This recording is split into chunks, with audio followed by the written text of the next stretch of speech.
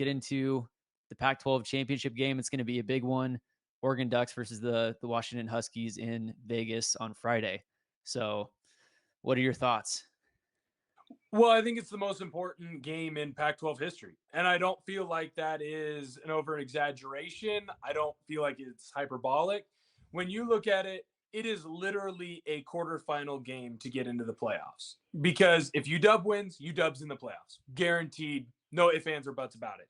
If Oregon wins, I think 99 to 95 at worst case scenario, you're getting into the playoff as well, right? So it really does feel like it is already a playoff game. It's a playoff game without it being a playoff game. And it's so fitting that it's the last Pac 12 game ever because with the conference folding, you need to go out with a bang, and you're getting one of the biggest rivalries, if not the biggest rivalry in the Pac 12.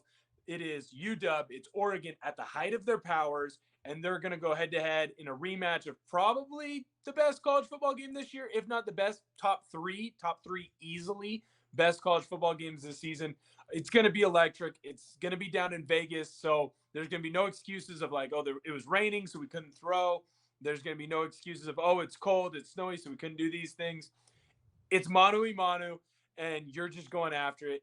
It's going to be – it's the best way to start off championship weekend. I'm so excited. I can't wait for the game. And right now the line is Oregon 9.5. Yeah. They're favored by 9.5. Yep.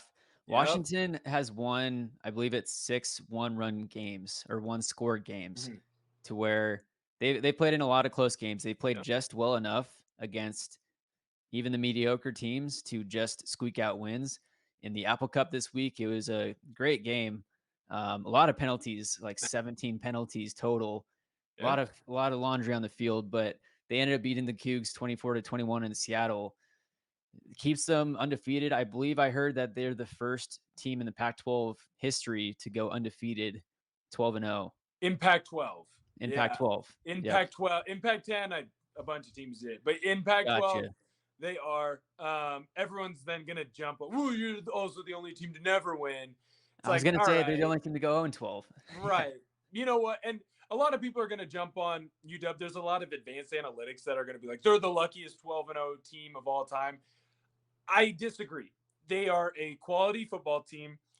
They have playmakers at the wide receiver position. Probably when they are all healthy, they have probably the deepest wide receiver core in the country, right? If you had McMillan, Odunze, Polk all healthy throughout the entire year, you arguably have 3 first rounders, if not 3 first rounders. Worst case scenario, you have a top 10 pick, and then the other 2 are just outside of the first round. They are big time performance. You have a quarterback that can sling the rock and he can get it to all of them. Defensively, you have 2 defensive ends that can get after the passer. You have a corner in Muhammad that can stop and lock down most of the top wide receivers in the conference.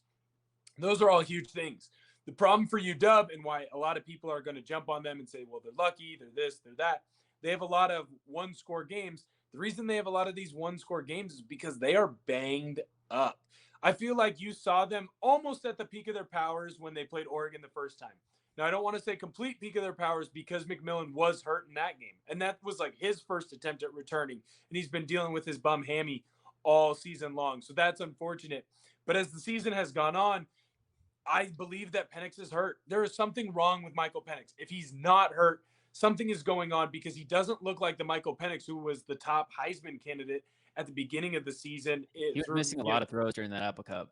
Right, through middle of October. There's something wrong there. It looks like, I don't want to say like he's scared of getting hurt, but if you watch that Netflix little documentary that they did called Quarterback, remember when Kirk Cousins breaks his rib, and I'm not saying that's what Michael Penix has, but when he breaks his rib, you can see it affects him the entire season long. You can't just sit out a couple weeks and then be healthy. You can't play through an injury like that. That's just something that you deal with the entire year. There's no getting better until your season is done.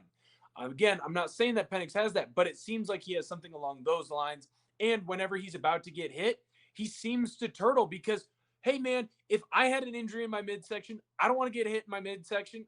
Totally understand that. So it seems like he's protecting himself on that final drive. I mean, he threw 2 balls that really there were opportunities for those to get picked off. So yeah, when The I same watch this guy almost game, picked it off twice.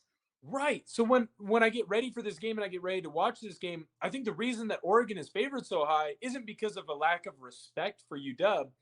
It's more so of when you look at the eye test, they don't seem all that healthy. It seems like they've been bit by the injury bug. One of their DNs, ZTF, he got hurt in the last game. Polk hasn't been right. His numbers have dropped drastically the last two games. Odunze, like that cat's unbelievable. He's probably going to be the second wide receiver taken off the board. He is they're like he's top of the line, top tier. But it seems like McMillan's still fighting through injuries. It just seems like they got bit by the injury bug at the worst possible time, and Oregon is relatively healthy. Yeah, Odunze is currently 4th in the country in receiving yards. Jalen Polk is currently 32nd in the country in receiving yards. And during the Apple Cup, they were comparing Odunze to Devontae Adams of the Raiders. So, except Odunze is even bigger. And then Michael Penix Jr. right now he is 2nd in the country in passing yards, just behind Bo Nix by 7 yards. So it'll be a great matchup. I mean, Oregon's rushing offense just looks amazing. Right. So we'll see if the Huskies can stop the rush with Bucky Irving. Now over 1,000 yards rushing on the year. Jordan James has 661 yards rushing on the year. Both of them are averaging over 6 yards a carry. So that'll be a tough duo to stop. Yeah, this the rushing attack it's superb. The offensive line of Oregon, there's a reason that they're finalists for the Joe Moore Award. They've just been opening holes, and Oregon really seems to be a complete team in the fact of they can beat you through the air, they can beat you on the ground, and it seems like when Bo Nix is back there, he's not afraid to audible out of a pass play because the run play looks better, or vice versa. So you have an unselfish leader, a field general, and I don't mean that as a negative because a lot of people are going to use that as a negative and will use it against Bo Nix as a negative. He just seems to be in complete control. Now, to be fair, I just talked about the injuries with UW. Bucky Irving has been banged up. He rolled his ankle, a couple weeks back.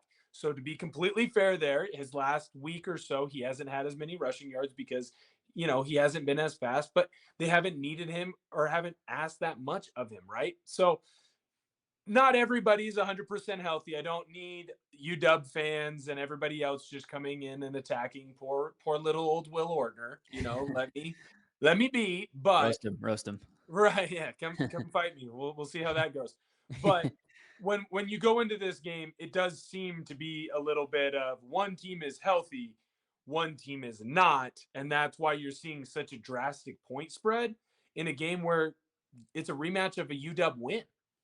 Yeah, so if Penix is injured or slightly injured, also Dylan Johnson was really struggling during the game. You saw him hobbling off on the sideline multiple times. Yep. He was still able to get, let's see here, 21 carries, 82 yards still on the day for the Apple Cup. But yeah, it'll come down to health for the Huskies for sure. Yeah, well, and you know what? It's weird to say this, and it's probably not fair, but Odunze has to have a monster game.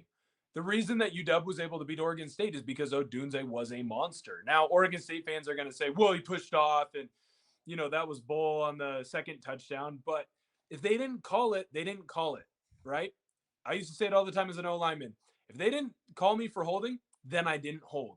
If he didn't get called for an offensive PI, then he didn't commit offensive PI. And you can argue about should the ref have called it or not all you want, but at the end of the day, he got the job done, right? And so I feel like for UW in this game, with McMillan still dealing with his hamstring, Polk kind of seeming to take a step back, you got to have a big time player step up in this moment. And this is where it has to be Odunze. If UW wins this game, I think it's going to be because Odunze has an absolutely behemoth of a game, right? Where a couple hundred yards, 2 or 3 touchdowns, he's doing stuff in the return game. I think for UW to win, they have to do that. And then defensively, they have to create turnovers. They have to do something that Oregon really hasn't dealt with this year, and that is someone turning over Bo Nix. Bo Nix has 2 interceptions on this year. One, it's a great play by a defensive end dropping into coverage to get an interception in the Colorado game. And the second one, he throws it right off his brother's face. It literally hits his brother's helmet and goes, I believe it was against WSU, correct? It was against your Cougs, and that's how they got that interception.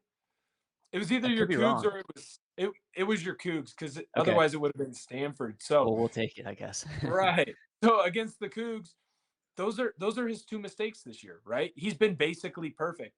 So UW's going to have to figure out a way to either get after the passer with just Trice or with a banged up ZTF, or they're going to have to find a way to turn over Bo Nix, because otherwise, no one's really stopped this Oregon offense. The thing that I'm interested in watching too, when Oregon has gone up against offenses that they're a little more worried about, Oregon will slow the game down. Now, Will Stein, the offensive coordinator, and Bo Nix, they want to run at that blur style offense. They want to go fast. It's air raid, it's fast, it's quick, it's up tempo. It's not quite the same as Chip Kelly, but it's pretty darn quick.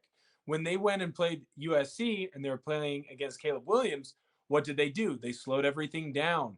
There was no rushing to the line. While they might not have huddled, they were running the play clock down to 10, 8, 5 seconds left before they snapped the ball to keep the ball out of the hands of the opposing offense. With an offense like UW, I think that might be a smart play for them as well. You know, yes, I've been saying Penix is banged up. Doesn't mean he's still not a really good quarterback. Doesn't mean he still doesn't make big time plays when they need it. If he didn't make those plays, they wouldn't be undefeated right now. So I would look for Oregon to kind of slow stuff down offensively and not try and run that blur. Don't be shocked if you see a couple touchdown drives for the Ducks where it's 7, 8 minutes long. It's going to be a fantastic game. That's going to be Friday at let's see here, 5 o'clock Pacific. So make sure to tune into that one.